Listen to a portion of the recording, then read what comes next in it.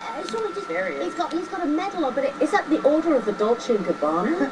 What is it? Oh my God! He's been knighted by the Italian designers. We will get to the bottom of what that medal is. She looks fantastic. But you know, it's interesting, when you look at the two of them, it really just reminds you that William has really grown up in this modern celebrity culture.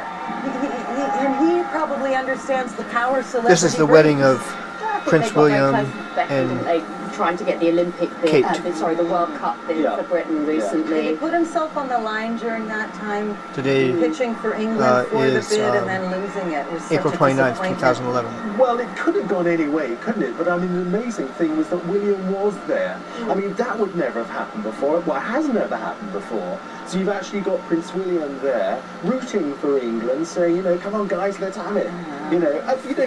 All power to him. Did he play rugby? And who was it? One of the guests that was invited turned down the invitation because there's this big big football match being played in England, and he said, I can't go to that. Now you're going to ask me, and I can't remember. That's my...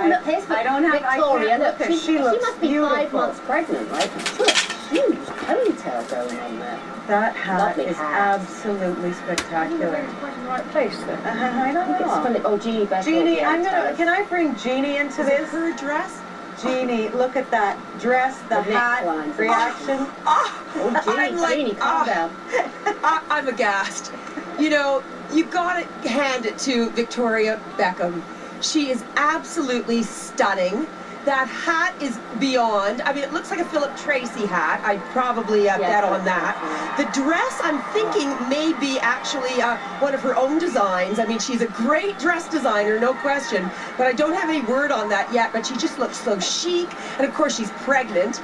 Is she just absolute perfection? Whoever would have thought that she used to be Posh Spice? She's come a long way, baby, and I'm really impressed with her. We're actually hearing that, Jeannie, that may be, or I should tell Tracy this perhaps, that may be his grandfather's medal.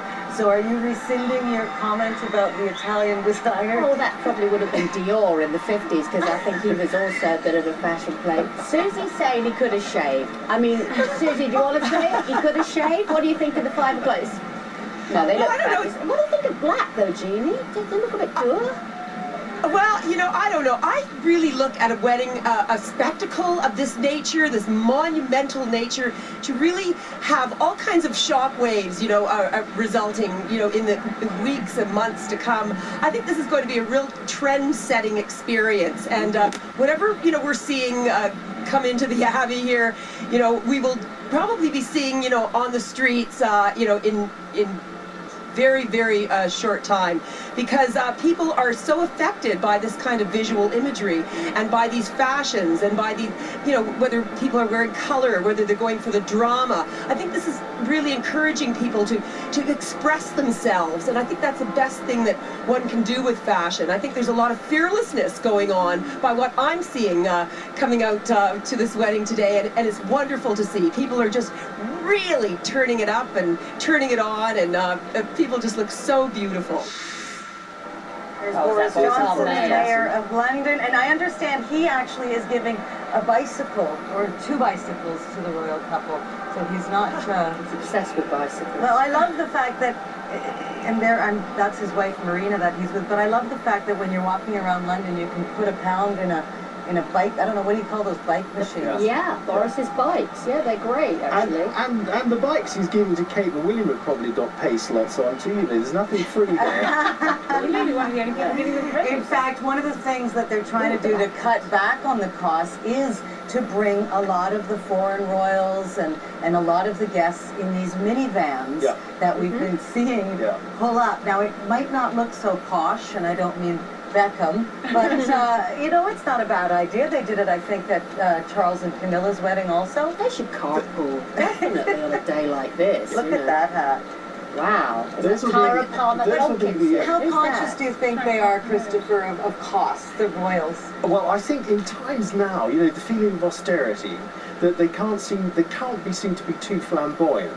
So, I mean, the minibuses that we've seen, they're the extras. The foreign royals don't leave for another 40 minutes or so, but chances are there'll be coaches. Yes, and in times past, you'd have often sort of like heavy taxes levied to finance weddings. You know, really, really extraordinary sort of levels. But obviously this isn't happening today. It's being paid for by the royal family. It's just a sign of austerity, and of course the Middletons contributing.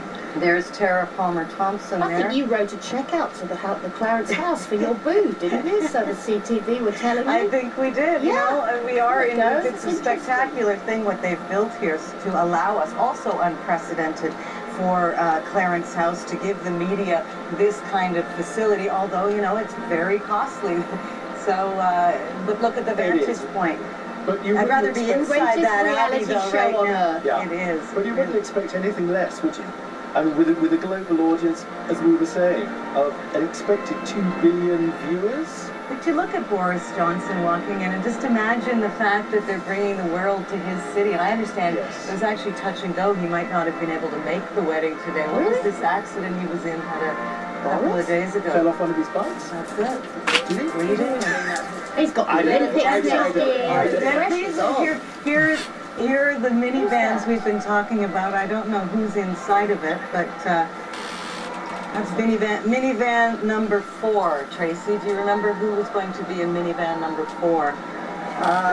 No, that's you. You've got to remember everything, Lisa. You just, you know, you've got. I remember that this is. Kate and William are getting married. They're getting married today. Oh yeah. Live coverage of it. The wedding of the century. Oh yeah. Another minivan showing up. Oh, who's gonna get out of that one? Are they coming? When will they be there? When are they gonna get married? Kate. Prince William, don't be late Elton now. John. Don't and be his late husband now. David Furnish, who have just arrived also at the Abbey. Such a rich story and connection with William. Seamus O'Regan joins us in front of the Abbey. Seamus, you just met them recently when they were in Canada, yes, for the launch of Billy Elliot? For the premiere of Billy Elliot, that's right, Lisa, and they were very open about their affection towards William. I also saw Elton John perform at the Diana concert back in 2007 when he closed the show at the personal request of Princes William and Harry. They are keenly aware of the